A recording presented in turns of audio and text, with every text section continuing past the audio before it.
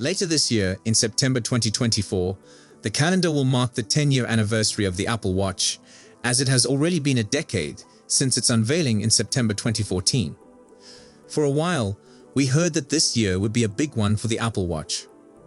Apple was planning not just another minor update, but a complete overhaul of the Apple Watch, including a significantly thinner chassis and a massive screen.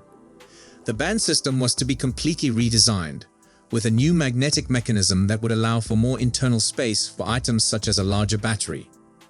Perhaps most significant were the two new health features, including blood pressure monitoring, which would be a huge deal for many people, and active sleep apnea tracking.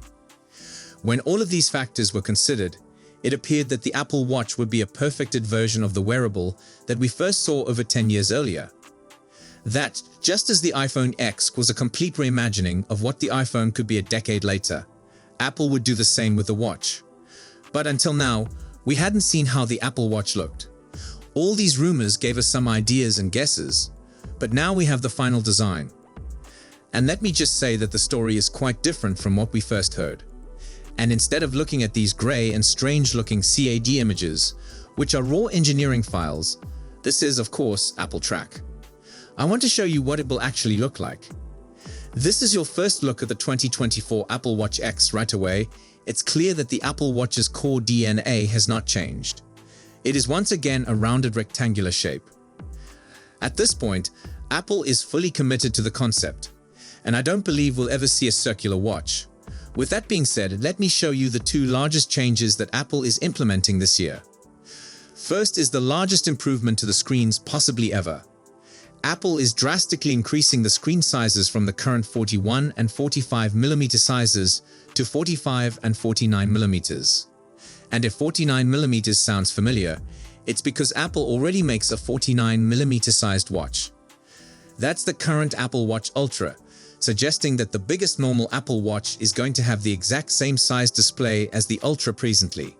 And on the flip side of that, it's suddenly odd to consider that the tiniest 45 mm Apple Watch will be the same size as the current largest ordinary Apple Watch. So the screens this year are just growing incredibly enormous. Now going on to the second key change, the screens aren't the only element of the Apple Watch getting larger this year, as it appears that the actual body and chassis of the Apple Watch are not just becoming bigger, they're also getting thicker.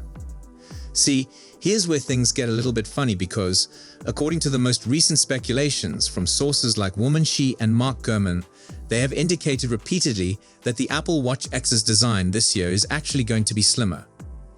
But if you actually go and take a hard look at this leak to design, it is not what is happening.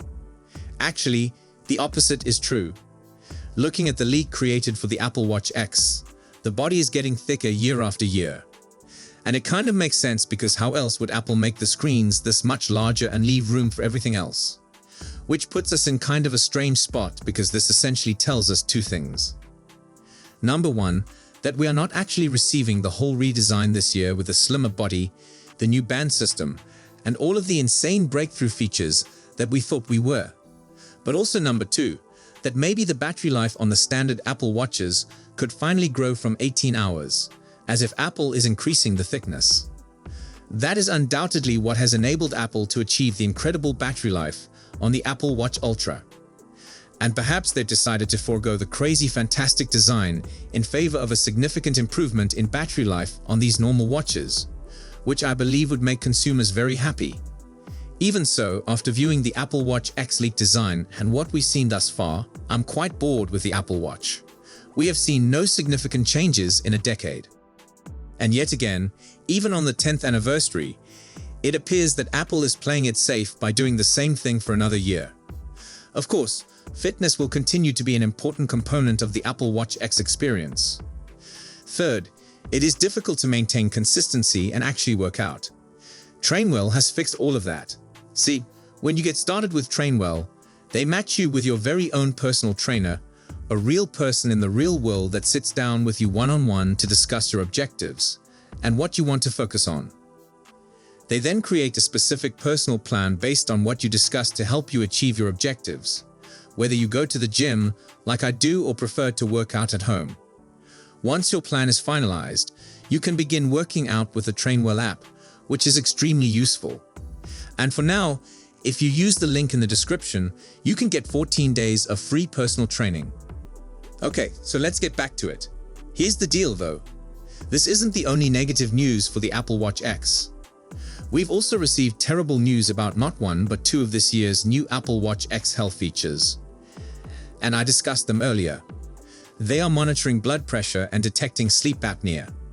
First, what is happening with blood pressure monitoring? Well, it appears that Apple has encountered some dependability challenges in order to make this constant and accurate, which is certainly unacceptable for a health component as important as blood pressure monitoring. It should be closer to 100. And despite the fact that this function would just run in the background and notify you over time if it detected a deviation from a typical variance of blood pressure, the writing in this study suggests that blood pressure monitoring will not make the cut. We've also heard that Apple has struggled to integrate it into the slightly changed design for the Series X this year, which is disappointing given that Apple has been working on this for a long time. This would be truly game-changing, and it appears that they are close but have simply run out of time to incorporate it into this year's model.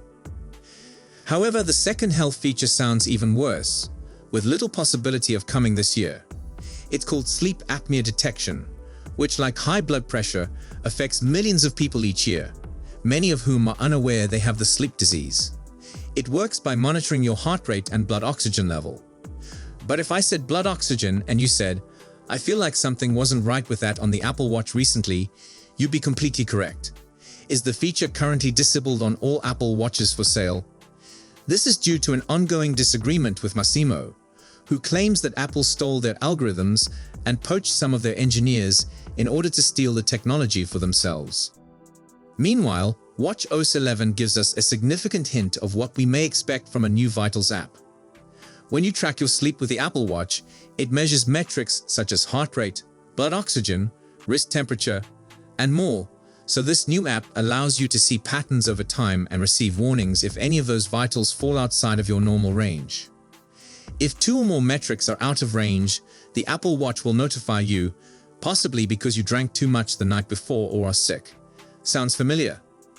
The Apple Watch has been recording all of this data for a while, but this is the first time it has tried to analyze it and issue warnings instead of requiring you to search through the Health app. Some other wearables and smart rings, such as the Aura Ring, do this by providing you with baseline readings and interpretations. The Apple Watch Series 10 is believed to include some type of blood pressure monitoring, most likely done in the background and tracking trends over time, rather than exact systolic and diastolic measurements. The Vitals app is the ideal home for this data to live, and it gets us acclimated to viewing a variety of indicators in this format before it expands to something like blood pressure monitoring or another rumored health feature on the Series 10 sleep apnea detection. And to power all of this, let's hope the Series 10 has a greater battery life. Recovery metrics were one feature that the Apple Watch lacked for dedicated athletes. watchOS 11 introduces a feature called Training Load to the Apple Watch, which takes into consideration your workout parameters like heart rate, elevation, and pace, and then combines these with your height and weight statistics to provide a more accurate picture of how hard you're training. This feature will provide you with a score out of 10, which can assist you in determining whether you're overtraining or undertraining, particularly if you're preparing for a marathon or similar sporting event. You'll notice more strain from your last 7 days of training than from the previous 28 days. Whoop and Garmin also have a comparable Ready Load feature, so this is not a new concept, but it is a long-awaited addition for many Apple Watch owners, including me. Maybe Apple could take it a step further and use Apple Intelligence to create a personalized fitness program or routine depending on your weekly progress. I'm hoping to see something similar in Series 10. The Smart Stack now supports live activities. For example, if you're watching a sports game on your iPhone and utilize a live activity on the lock screen, the same score will appear at the top of the stack on the watch. If you call in yoga, the ETA may appear, and there are widgets from Shazam, the Pictures app, and severe weather alerts that display thunderstorm warnings when applicable. There is also now a Translate app, which will display in the Smart Stack automatically when you travel to a region with a different language. The watch responds in the other language when you dictate. WatchOS 11 introduces a check-in function on the Apple Watch that can be sent from the messaging app and operates exactly like it does on the iPhone. You may now send it from the exercise app. Your contacts will receive a notification with your ETA and an alert when you arrive at your location, similar to how the Pixel Watch employs its safety check feature. However, check-in is only available to other Apple customers running iOS 17 or later.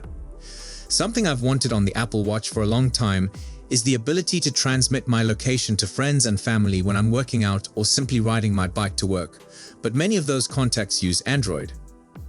Perhaps the Series 10 could have another safety function, such as Strava's beacon, which allows you to transmit a link to your whereabouts to friends and relatives.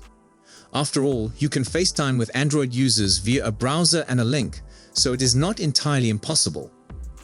Satellite communication, which requires new technology, would be even more useful for safety. So if you're out of service and have left your iPhone at home, you can text and receive assistance with just the watch. And for me, the most shocking surprise about WatchOS 11 is what we didn't get compared to iOS 18, particularly integrations with Apple Intelligence and Siri. You can now get summaries from Apple Intelligence on the Apple Watch, but there are so many more voice assistant functions that we're missing out on. And I'm guessing it's because we need a new chip in the Apple Watch, so Series 10 here we come. In the comments, let me know what more you'd like to see on the upcoming Apple Watch and what you think about WatchOS 11. Don't forget to like and subscribe to our channel for more technology news and updates.